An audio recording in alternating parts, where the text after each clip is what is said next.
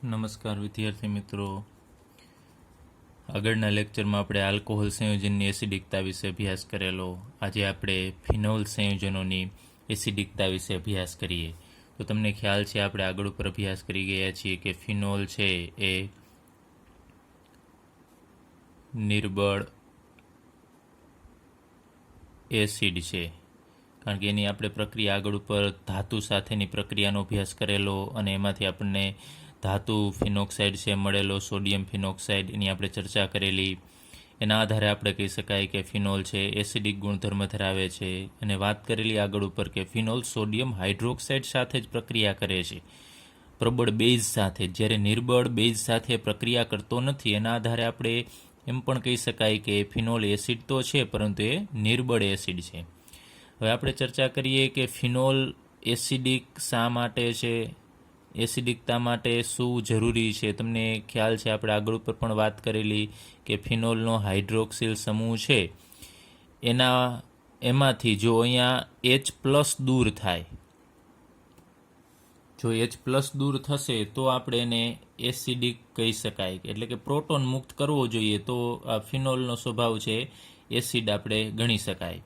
તો એના માટે અહીંયાથી H+ મુક્ત કરવા માટે આ બંધના ઇલેક્ટ્રોન છે ઓક્સિજને મેળવી લેવા પડે, કારણ કે હાઇડ્રોજનને એમને ઇલેક્ટ્રોન લીધા વગર જવાનું છે, તો આ બંધના ઇલેક્ટ્રોન ઓક્સિજને મેળવવા પડે. અને આ ઓક્સિજન છે એ ઇલેક્ટ્રોન ક્યારે મેળવશે કે એને ઇલેક્ટ્રોનની જરૂર પડશે, એટલે કે એની ઇલેક્ટ્રોનની એના ઉપરની ઘનતા ઘટે. એટલે કે ઇલેક્ટ્રોન, બીજી રીતે કહીએ કે ઓક્સિજન ઉપર જો ધનવીજભાર આવશે તો એની ઉપર ઇલેક્ટ્રોનની ઘનતામાં ઘટાડો થાય, તો આ બંધના ઇલેક્ટ્રોન છે ઝડપથી મેળવશે અને ઝડપથી H+ ને મુક્ત કરી દેશે. તો અહીંયા જે બેન્ઝીન છે એ ઇલેક્ટ્રોન આકર્ષક તરીકે વર્તે છે. બેન્ઝીન ઇલેક્ટ્રોન આકર્ષક સમૂહ તરીકે વર્તે છે. એ આપણે જોઈએ કે એ ફિનોલ છે એમાં ઓક્સિજન પાસેથી પણ ઇલેક્ટ્રોન ખેંચે છે. તો આપણે અહીંયાના સસ્પંદન બંધારણ જોવાના છે.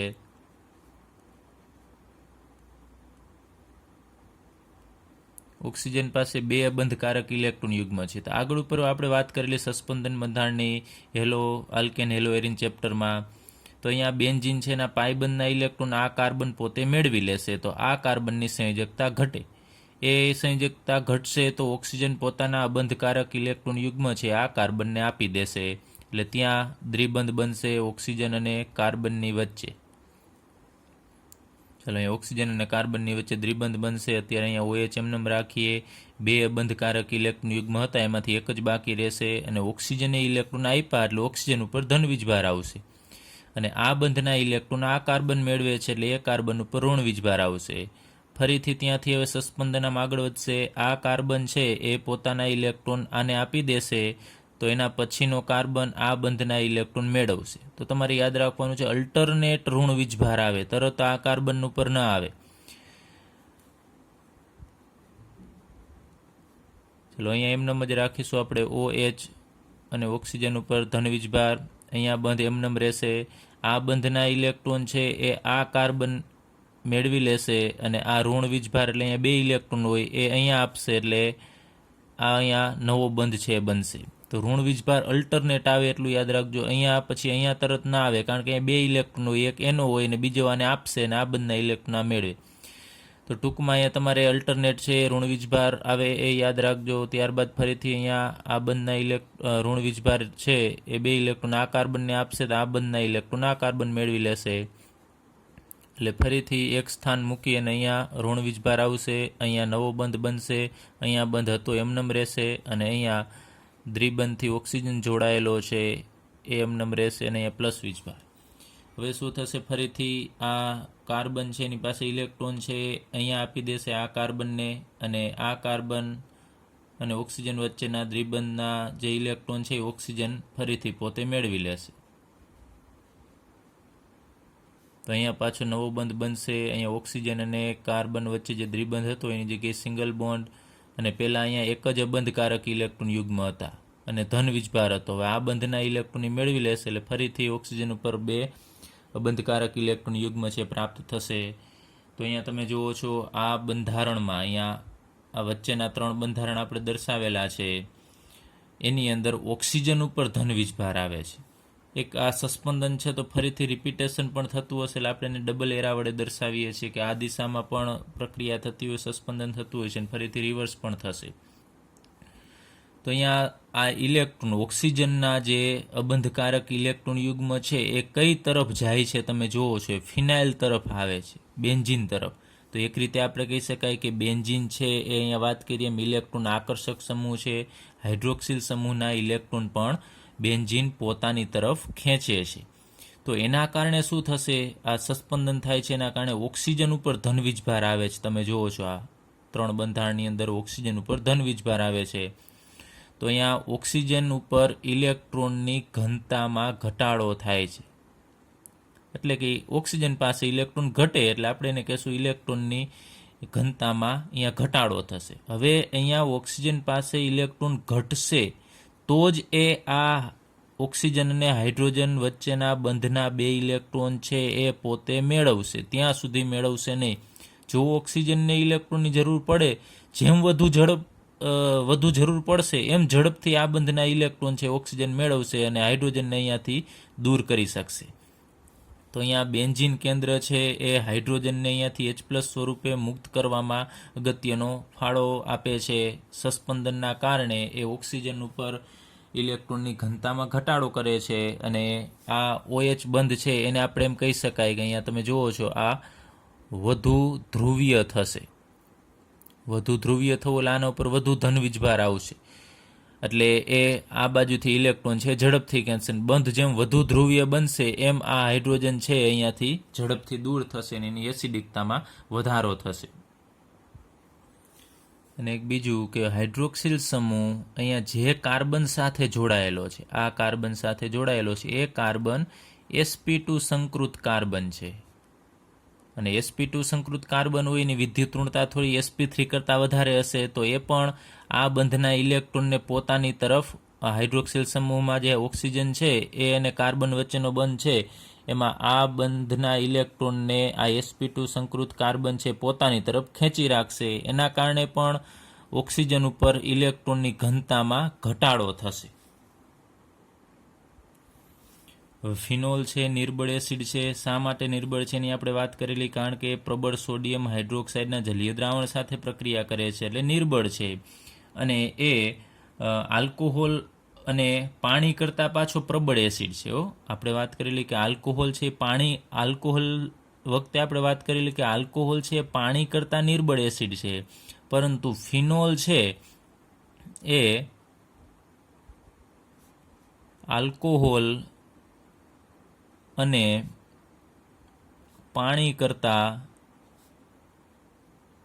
પ્રબળ એસિડ છે. એટલે એવું નથી માનવાનું તમારે પ્રબળ એસિડ એટલે હાઇડ્રોક્લોરિક ને સલ્ફ્યુરિક એસિડની જેટલો પ્રબળ એસિડ છે.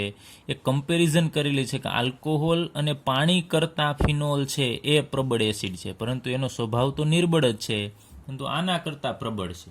હવે આપણે લઈએ કે શા માટે ફિનોલ છે એ આલ્કોહોલ કરતાં વધુ પ્રબળ એસિડ છે, એના આપણે કારણની થોડીક ચર્ચા કરીએ.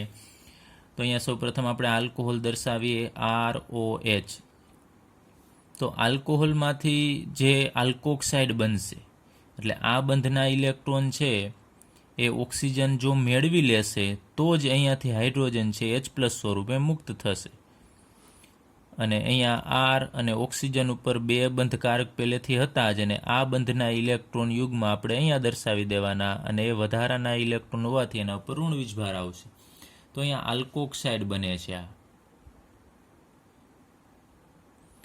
હવે તમને ખ્યાલ છે કે R સમૂહ છે એ આલ્કાઇલ સમૂહ હોય છે, મિથાઇલ ઇથાઇલ પ્રોપાઇલ આવો સમૂહ હશે. એ ઇલેક્ટ્રોન દાતા છે, ઇલેક્ટ્રોન દાતા. તો એ શું કરશે, ઇલેક્ટ્રોન R સમૂહ છે એ ઓક્સિજનને આપશે. તો ઓક્સિજનને ઇલેક્ટ્રોન આપે તો અહીંયા શું થવાનું છે, અથવા અહીંયા તમે જુઓ છો કે R સમૂહ છે એમાં ઓક્સિજન આને આલ્કોહોલે H ગુમાવ્યો પછી ઓક્સિજન ઉપર ઋણ વીજભાર આવે છે.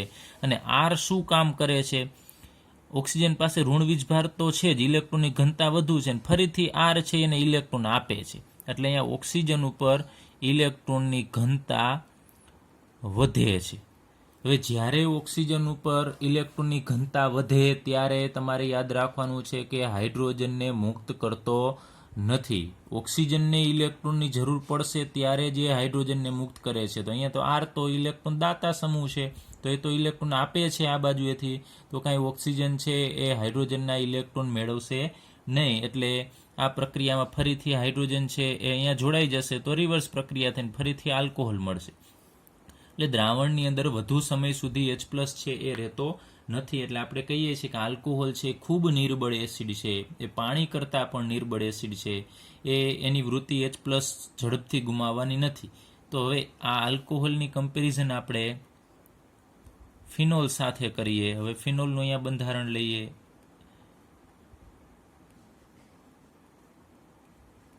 તો ફિનોલ છે એ પોતાનો અહીંયાથી આ H છે એ ગુમાવી દેશે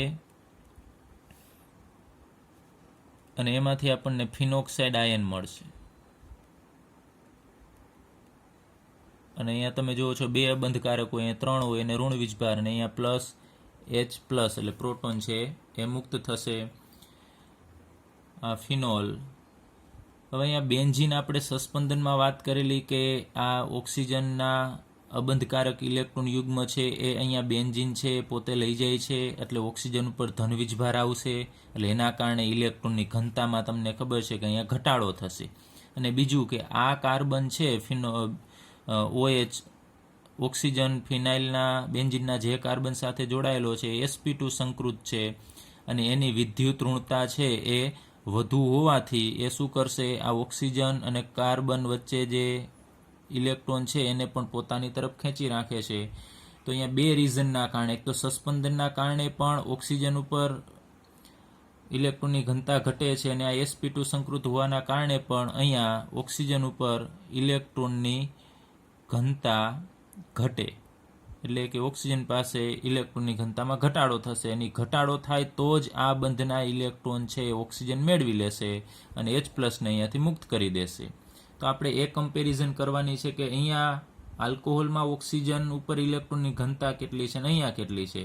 તો આલ્કોહોલમાં અહીંયા ઇલેક્ટ્રોન દાતા છે, એટલે આને ઇલેક્ટ્રોન આપે છે, તો અહીંયા ઇલેક્ટ્રોનની ઘનતા છે એ ફિનાઇલ કરતાં કેવી, એટલે કે ફિનોલ કરતાં વધુ હશે, અને આલ્કોહોલ કરતાં અહીંયા ફિનોલમાં ઓક્સિજનમાં ઇલેક્ટ્રોનની ઘનતા ઘટે. તો જેમાં ઇલેક્ટ્રોનની ઘનતા ઘટે એ ઓક્સિજન હાઇડ્રોજન પાસેથી ઝડપથી ઇલેક્ટ્રોન મેળવી અને H+ ને મુક્ત કરી દેશે. તમારે આટલું જ યાદ રાખવાનું છે. ફરીથી ટૂંકમાં કહી દઉં છું કે ઓક્સિજનને ઇલેક્ટ્રોનની જો જરૂર પડે તો એ ઝડપથી H+ ને મુક્ત કરી દેશે અને એની એસિડિકતા છે વધશે. ચલો હવે આપણે એ પણ વસ્તુ યાદ રાખવાની છે કે આલ્કોહોલમાંથી H+ મુક્ત થયા પછી પાછળ રહેલો જે આલ્કોક્સાઇડ છે એ જો સ્થાયી હશે તો પાછો H+ ને મેળવશે નહીં. નહીતર શું થશે કે મુક્ત કર્યા પછી તરત મેળવી લેશે તો એની એસિડિકતા ઓછી કહેવાય. જેમ દ્રાવણની અંદર વધુ સમય માટે H+ રહે તેની એસિડિકતા વધુ કહેવાય. સામાન્ય રીતે આપણે અત્યારે આવું ગણીએ છીએ માત્ર સમજવા માટે કે જો વધુ સમય માટે H+ દ્રાવણમાં રહેશે તો એની એસિડિકતા વધુ. તો આ બેની આપણે કમ્પેરિઝન કરવી છે કે આમાંથી આલ્કોક્સાઇડ બને છે અને આમાંથી બનતો આયન છે એ ફિનોક્સાઇડ છે. તો કેમાં વધુ સમય સુધી દ્રાવણની અંદર H+ છે છૂટો પડશે. તો અહીંયા ઓક્સિજન ઉપર ઋણ વીજભાર છે એમાં ઘટાડો આ R સમૂહ કરતો નથી. ઉલટાનો R શું કરે છે, ઇલેક્ટ્રોન આપે છે. તો ઓક્સિજન પાસે ઋણ વીજભાર વધી જશે, એટલે આ આલ્કોક્સાઇડ છે સામાન્ય રીતે અસ્થાયી હોય છે કેના કરતાં, ફિનોક્સાઇડ કરતાં. એટલે એ ફરીથી H+ ને પોતાની પાસે બોલાવી અને આલ્કોહોલમાં પાછો કન્વર્ટ થઈ જશે, એટલે એની એસિડિકતા ઓછી ગણાય. વધુ સમય સુધી H+ રહેતા નથી. હવે ફિનોક્સાઇડની આપણે વાત કરીએ તો ફિનોક્સાઇડમાં અહીંયા ઋણ વીજભાર આવે છે તો એ H+ ને ઝડપથી પાછો બોલાવતો નથી. કેમ નથી બોલાવતો એનું આપણે રીઝન લઈએ. એનું સસ્પેન્શન બંધારણના કારણે H+ દ્રાવણની અંદર વધુ સમય સુધી રહી શકે છે. તો અહીંયા ઓક્સિજન ઉપર જે ઋણ વીજભાર છે એમાં ઘટાડો થાય છે સસ્પેન્શનના કારણે. આપણે આગળ ઉપર વાત કરેલી કે આ પાઈ બંધના ઇલેક્ટ્રોન છે આ ઓક્સિજન છે મેળવી લેશે, કાર્બન મેળવી લેશે તો એ કાર્બન ઉપર ઋણ વીજભાર આવશે. અને તરત જ આ પાઈ અબંધકારક ઇલેક્ટ્રોન યુગ્મ છે આ કાર્બનને અહીંયા આપશે તો અહીંયા દ્વિબંધ બનશે અને ઓક્સિજન ઉપર અહીંયા જે ઋણ વીજભાર હતો એમાં ઘટાડો થશે. હવે અહીંયા આપણે ઋણ વીજભાર ન દર્શાવી શકાય કારણ કે બે જ અબંધકારક ઇલેક્ટ્રોન યુગ્મ છે, તો અહીંયા ઋણ વીજભાર હતો, અહીંયા નથી. હવે આ કાર્બન છે એ અહીંયા આપી દેશે તો ફરીથી આ બંધના ઇલેક્ટ્રોન છે એના પછીનો કાર્બન છે મેળવી લેશે. તો આ કાર્બન ઉપર ઋણ વીજભાર આવશે અને અહીંયા નવો બંધ બનશે. ફરીથી સસ્પંદનમાં આ એના પછીના કાર્બનને ઇલેક્ટ્રોન આપશે અને આ બંધ એના પછીનો કાર્બન છે એ ઇલેક્ટ્રોન મેળવી લેશે. અહીંયા ઋણ વીજભાર આવશે, અહીંયા બંધ હતો જ અને અહીંયા નવો બંધ બનશે. અહીંયા દ્વિબંધ ઓક્સિજન અને ફરીથી અહીંયા આને ઇલેક્ટ્રોન છે અહીંયા આપી દેશે અને આ બંધના ઇલેક્ટ્રોન ઓક્સિજન પોતે પાછો મેળવી લેશે અને ઓક્સિજન ઉપર ફરીથી ઋણ વીજભાર છે આવી જશે. તો અહીંયા આપણે બંધારણ દર્શાવ્યા, પહેલું બંધારણ, આ બીજું બંધારણ, આ ત્રીજું બંધારણ, આ ચોથું બંધારણ છે અને આ પાંચમું બંધારણ છે. તો દ્રાવણની અંદર ફિનોક્સાઇડ આયન બનશે તો એ ઓક્સિજન ઉપરનો ઋણ વીજભાર છે એમાં આ બેન્ઝીન કેન્દ્ર છે ઘટાડો કરે છે. જોવો છો તમે, ઓક્સિજનના ઇલેક્ટ્રોન છે એ બેન્ઝીન લઈ જાય છે તો ઓક્સિજનને થોડા સમય પૂરતી રાહત રહેશે, એટલે કે એનો ઋણ વીજભાર છે એ બેન્ઝીન પોતાની તરફ લઈ જાય છે, એટલે એને હાઇડ્રોજનને પોતાની પાસે કંઈ બોલાવવાની જરૂર પડતી નથી. તો અહીંયા દ્રાવણમાં આ H+ છે એ વધુ સમય સુધી રહેશે, એટલા માટે એની એસિડિકતા છે એ આલ્કોહોલ કરતાં વધુ છે.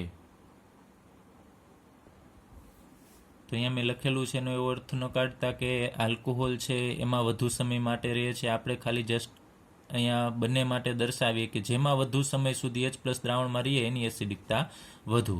તો આ ખાસ અગત્યનો પોઈન્ટ છે, એ યાદ રાખજો.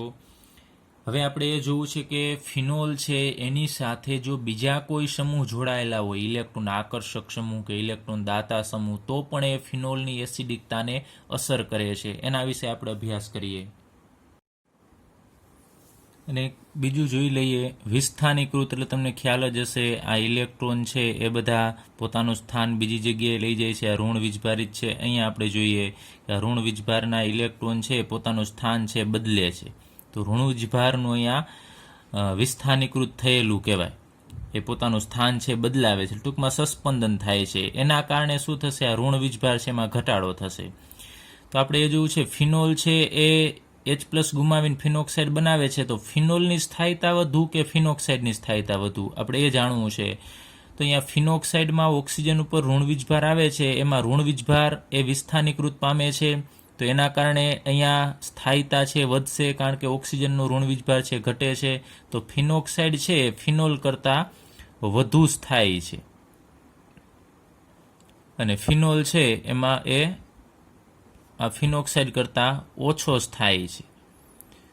તો ફિનોલ છે એ ફિનોક્સાઇડમાં રહેવાનું વધુ પસંદ કરશે, કારણ કે ફિનોક્સાઇડની સ્થાયીતા વધુ હશે, એટલે ફિનોલ છે H+ ગુમાવી અને ફિનોક્સાઇડમાં કન્વર્ટ થઈ જશે અને એનું આયનીકરણ છે એ સરળ બનશે. ચલો હવે આપણે જોઈએ કે આ ફિનોલની સાથે જો ઇલેક્ટ્રોન આકર્ષક સમૂહ જેવા કે નાઇટ્રો સમૂહ, NO2 સમૂહ જોડાયેલું હોય ત્યારે તે ફિનોલની એસિડિક પ્રબળતામાં વધારો કરે છે. એટલે ખાલી ફિનોલ હોય અને એની સાથે જો NO2 સમૂહ જોડાયેલા હોય તો ફિનોલ કરતાં NO2 સમૂહ જોડાયેલો ફિનોલ છે એની એસિડિકતા વધારે હશે. એટલે ટૂંકમાં NO2 સમૂહ છે ઇલેક્ટ્રોન આકર્ષક સમૂહ એ ફિનોલની એસિડિકતામાં વધારો કરે છે. અને ક્યારે વધારે કરી શકે, તો ઓર્થો અને પેરા સ્થાનમાં જો આ સમૂહ જોડાયેલા હોય ત્યારે એસિડિકતામાં એ વધુ વધારો કરે છે. મેટા સ્થાન કરતાં ઓર્થો અને પેરા સ્થાનમાં જોડાય તો એ વધુ વધારો કરશે. એનું રીઝન પણ આપણે લઈએ તો NO2 સમૂહ છે ઇલેક્ટ્રોન આકર્ષક છે, તો કયા કાર્બન ઉપર વધુ જોડવાનું પસંદ કરશે, કે જ્યાં ઇલેક્ટ્રોન વધુ હોય ને એ કાર્બન ઉપર જોડાવાનું વધુ પસંદ કરશે. તો અહીંયા આપણે ફિનોલમાંથી બનેલો આ ફિનોક્સાઇડ આયન લીધેલો છે, એમાં તમે જુઓ છો કે અહીંયા ઓર્થો સ્થાન ઉપર ઋણ વીજભાર આવે છે, ત્યારબાદ અહીંયા પેરા સ્થાન ઉપર અને ફરીથી અહીંયા ઓર્થો સ્થાન ઉપર. તો અહીંયા બે ઓર્થો અને પેરા ત્યાં ઋણ વીજભાર વધારે છે. તો તો નાઇટ્રો સમૂહ સામાન્ય રીતે જ્યાં ઋણ વીજભાર વધુ હોય ત્યાં જો જોડાય તો એ વધુ પ્રમાણમાં ઇલેક્ટ્રોનને ખેંચશે. એટલે નાઇટ્રો સમૂહ છે એ ઇલેક્ટ્રોન આકર્ષક છે, તો જ્યાં વધુ ઇલેક્ટ્રોન હોય ત્યાં એ વધુ ઇલેક્ટ્રોન ખેંચશે. તો અહીંયા આપણે વાત કરી કે ઓર્થો અને પેરા સ્થાનમાં આ સમૂહ હોય ત્યારે એસિડિકતામાં શા માટે વધારો કરે છે? કારણ કે ઓર્થો અને પેરા સ્થાન ઉપર ઋણ વીજભાર આવે છે અને ત્યાં ઇલેક્ટ્રોનની ઘનતા વધારે હોય તો એ વધુ ઇલેક્ટ્રોન ખેંચશે. હવે આપણે ફિનોલના અહીંયા પેરા સ્થાનમાં NO2 સમૂહ છે દર્શાવેલો છે, તો અત્યારે લઈએ કે આ ઇલેક્ટ્રોન આકર્ષક સમૂહ છે, તો એ ફિનોલ પાસેથી એટલે કે બેન્ઝીન કેન્દ્ર પાસેથી ઇલેક્ટ્રોન ખેંચશે. અને બેન્ઝીન કેની પાસેથી ઇલેક્ટ્રોન ખેંચે છે? તમને ખ્યાલ છે સસ્પંદન દરમિયાન અને sp2 સંકૃત હોવાથી ઓક્સિજન પાસેથી ઇલેક્ટ્રોન ખેંચશે. તો ઓક્સિજન ઉપર ઇલેક્ટ્રોનની ઘનતા છે ઘટશે, એટલે ઓક્સિજનને ઇલેક્ટ્રોનની જરૂર ઉત્પન્ન થશે. તો એ શું કરશે? આ જે ઓક્સિજન અને હાઇડ્રોજન વચ્ચેના જે બંધના ઇલેક્ટ્રોન છે એ ઓક્સિજન છે પોતે સરળતાથી મેળવશે. પણ ક્યારે ઓક્સિજન ઝડપથી ઇલેક્ટ્રોન મેળવે છે? કે કોઈ ઇલેક્ટ્રોન આકર્ષક સમૂહ હોય તો એ આકર્ષક ફિનાઇલ પાસેથી ખેંચશે, ફિનાઇલ છે એ ઓક્સિજન પાસેથી ખેંચશે, ઓક્સિજન સરળતાથી હાઇડ્રોજન પાસેથી ખેંચશે અને હાઇડ્રોજનને અહીંયાથી મુક્ત કરી અને આવો ફિનોક્સાઇડ આયન આપણને આપશે. તો અહીંયા ઓક્સિજન ઉપરથી જ્યારે અહીંયાથી H+ દૂર થશે તો ઓક્સિજન ઉપર અહીંયા ઋણ વીજભાર આવવાનો છે. તો એ ઋણ વીજભાર છે એ ફિનોક્સાઇડ પણ સ્થાયી હોવો જોઈએ, એ સ્થાયી રહેશે જ, કારણ કે NO2 સમૂહ છે એ ફિનાઇલ પાસેથી ખેંચશે, ફિનાઇલ છે ઓક્સિજન પાસેથી ઇલેક્ટ્રોન ખેંચશે. તો ઓક્સિજન ઉપરનો જે ઋણ વીજભાર છે એ ઘટે છે. કેના કારણે? NO2 સમૂહના કારણે, કારણ કે ઓલ ઓવર નાઇટ્રો સમૂહ છે એ ઓક્સિજનના ઇલેક્ટ્રોનને પોતાની તરફ ખેંચી રાખે છે. તો અહીંયા આપણે કહી શકાય કે જો NO2 સમૂહ હશે તો આ જે ફિનોક્સાઇડ આયન છે એની સ્થાયીતામાં વધારો થશે, અને જો એ વધુ સ્થાયી રહેશે તો પ્રોટોનને પાછો બોલાવશે નહીં અને એસિડિકતા એની વધારે કહેવાય. તો અહીંયા NO2 ફરીથી જોઈએ કે NO2 સમૂહ છે એ હાઇડ્રોક્સિલ સમૂહમાં ઓક્સિજન અને હાઇડ્રોજન છે એમાં આ બંધના ઇલેક્ટ્રોન છે એને ઓક્સિજન પોતે મેળવી લે એમાં વધારો કરે છે અને હાઇડ્રોજનને ઝડપથી મુક્ત કરશે, એટલે કે આયનીકરણ છે NO2 સમૂહ છે વધારે કરાવશે. તો આપણને કહેવામાં આવે કે માનો કે અહીંયા આપણી પાસે આ માત્ર ફિનોલ છે અને બીજું અહીંયા પેરા સ્થાન ઉપર નાઇટ્રો સમૂહ હોય એવો ફિનોલ છે, તો આ બેમાંથી એસિડિકતા કેની વધારે? તો અહીંયા કોઈ ઇલેક્ટ્રોન આકર્ષક સમૂહ નથી. જ્યારે અહીંયા ઇલેક્ટ્રોન આકર્ષક સમૂહ છે તો ઇલેક્ટ્રોન ખેંચશે એ ફિનાઇલ ઓક્સિજન પાસેથી, ઓક્સિજન છે હાઇડ્રોજનના ઇલેક્ટ્રોન મેળવી ઝડપથી હાઇડ્રોજનને મુક્ત કરશે. તો ઇલેક્ટ્રોન તમારે યાદ રાખવાનું, ઇલેક્ટ્રોન આકર્ષક સમૂહ હોય તો એની એસિડિકતા વધારે હોય, ને જેમ વધુ ઇલેક્ટ્રોન આકર્ષક હોય ને એમ પણ એસિડિકતા છે વધશે. જો બે NO2 સમૂહ હોય તો વધુ પ્રમાણમાં ઇલેક્ટ્રોન ખેંચશે, તો ઝડપથી H+ ને મુક્ત કરાવશે. તો અહીંયા આપણે એસિડિકતાનો ક્રમ લખેલો છે કે ફિનોલ કરતાં પણ જો કોઈ ઇલેક્ટ્રોન આકર્ષક સમૂહ જોડાયેલું હોય તો એની એસિડિકતા છે વધશે. ચાલો ત્યારબાદ આપણે અભ્યાસ કરીએ કે જો ફિનોલની સાથે ઇલેક્ટ્રોન દાતા સમૂહ જેવા કે આલ્કાઇલ સમૂહ, મિથાઇલ ઇથાઇલ સમૂહ જોડાયેલા હોય તો ઇલેક્ટ્રોન ગુમાવનાર છે, દાતા સમૂહ છે, એ જો જોડાયેલા હોય તો ફિનોલની એસિડિકતામાં એ ઘટાડો કરે છે, એની એસિડિકતા ઘટાડે છે. તો અહીંયા આપણે આ ક્રેસોલનું ઉદાહરણ દર્શાવેલું છે, ઓર્થો ક્રેસોલ છે આ. એમાં અહીંયા મિથાઇલ સમૂહ છે એ ઇલેક્ટ્રોન દાતા સમૂહ છે, ઇલેક્ટ્રોન ગુમાવનાર સમૂહ છે. તો હવે મિથાઇલ સમૂહ શું કરશે? NO2 સમૂહથી એનો ગુણધર્મ ઉલટો છે. મિથાઇલ સમૂહ છે ઇલેક્ટ્રોન દાતા છે, ઇલેક્ટ્રોન આપશે, એ ફિનાઇલને ઇલેક્ટ્રોન આપશે. તો ફિનાઇલ કઈ બાજુ ઇલેક્ટ્રોન પાસ કરશે? ઓક્સિજનને ઇલેક્ટ્રોન આપશે. તો ઓક્સિજન ઉપર ઇલેક્ટ્રોનની ઘનતા વધે છે, એટલે ઓક્સિજનને આ બાજુએથી ઇલેક્ટ્રોન આવે છે તો એ આ હાઇડ્રોજનના ઇલેક્ટ્રોન છે ઝડપથી મેળવશે નહીં અને આ H+ ને ઝડપથી મુક્ત નહીં કરે, તો એસિડિકતા છે એની ઘટશે. એટલે ઓલ ઓવર આધાર આ ઓક્સિજનની ઇલેક્ટ્રોન ઘનતા ઉપર છે કે જો આની ઇલેક્ટ્રોન ઘનતા ઘટે તો ઝડપથી હાઇડ્રોજનને મુક્ત કરશે, અને જો ઇલેક્ટ્રોન ઘનતા વધે તો એને આ ઇલેક્ટ્રોનની જરૂર નહીં પડે, તો H+ ગુમાવશે નહીં, તો એસિડિકતામાં ઘટાડો થશે. તો આપણે ફિનોલની અને આ ક્રેસોલની કમ્પેરિઝન કરીએ આપણે, તો આ બેમાંથી કેની એસિડિકતા વધારે હશે? તો ઓર્થો ક્રેસોલ કરતાં અથવા કોઈ પણ બીજા ક્રેસોલ કરતાં આ ફિનોલ છે એની એસિડિકતા છે એ વધુ હશે. યાદ રાખજો, અહીંયા ઉલટું હતું, આકર્ષક સમૂહ હોય તો ફિનોલ કરતાં એની એસિડિકતા વધી જશે, જ્યારે અહીંયા જો દાતા સમૂહ હોય તો આ સંયોજન કરતાં માત્ર ફિનોલની એસિડિકતા વધારે ગણાય. ને બીજી રીતે માનો કે અહીંયા H+ ગુમાવે છે, તો ગુમાવીને પછી આવો ફિનોક્સાઇડ આયન બનાવશે, તો અહીંયા કેમ NO2 સમૂહ છે એ એનો ઋણ વીજભાર ઘટાડતો હતો, એ જ રીતે અહીંયા મિથાઇલ સમૂહ છે ઘટાડશે નહીં, ઉલટાનો ઋણ વીજભાર વધારે છે અને સ્થાયીતા ઘટાડે છે. એટલે ફિનોક્સાઇડ આયન અહીંયા બનવાની શક્યતા ઓછી થશે, એટલે એની એસિડિકતામાં ઘટાડો થશે. તમને પાઠ્યપુસ્તકની અંદર એક કોષ્ટક આપેલું છે, એમાં જુદા જુદા સંયોજનો છે એના પીકે એના મૂલ્ય આપેલા છે અને એના ઉપરથી તમે એની એસિડિકતા નક્કી કરી શકો. તો આ રીતે યાદ રાખજો, જેના પીકે નું મૂલ્ય વધુ હોય એની એસિડિકતા ઓછી હોય. ઉલટું હોય, યાદ રાખજો, જે સંયોજનોના પીકેનું મૂલ્ય વધુ એની એસિડિકતા ઓછી, જેનું મૂલ્ય ઓછું એની એસિડિકતા વધુ. તે કોષ્ટક ઉપરથી તમે જોઈ શકો છો કે ફિનોલ અને ઇથેનોલ છે એની કમ્પેરિઝન કરશો તો ફિનોલ છે ઇથેનોલ કરતાં 10 લાખ ગણો વધુ એસિડિક છે.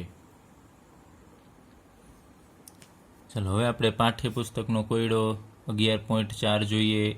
એમાં જુદા જુદા અહીંયા સંયોજનો આપેલા છે, એને આપણે એસિડિક પ્રબળતાના ચડતા ક્રમમાં છે એ ગોઠવવાના છે.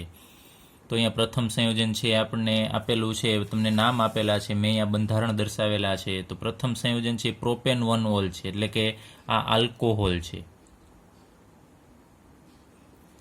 બીજું સંયોજન છે 2,4,6 ટ્રાઇનાઇટ્રોફિનોલ છે. ત્રીજું સંયોજન છે 3-નાઇટ્રોફિનોલ છે.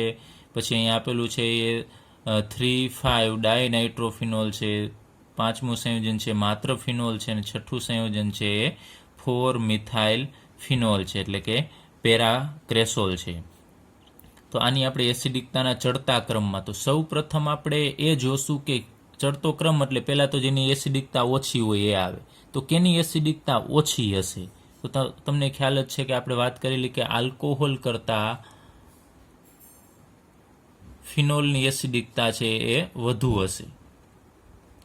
તો અહીંયા એક જ આલ્કોહોલ સંયોજન છે, જ્યારે બાકીના બધા જ ફિનોલ છે.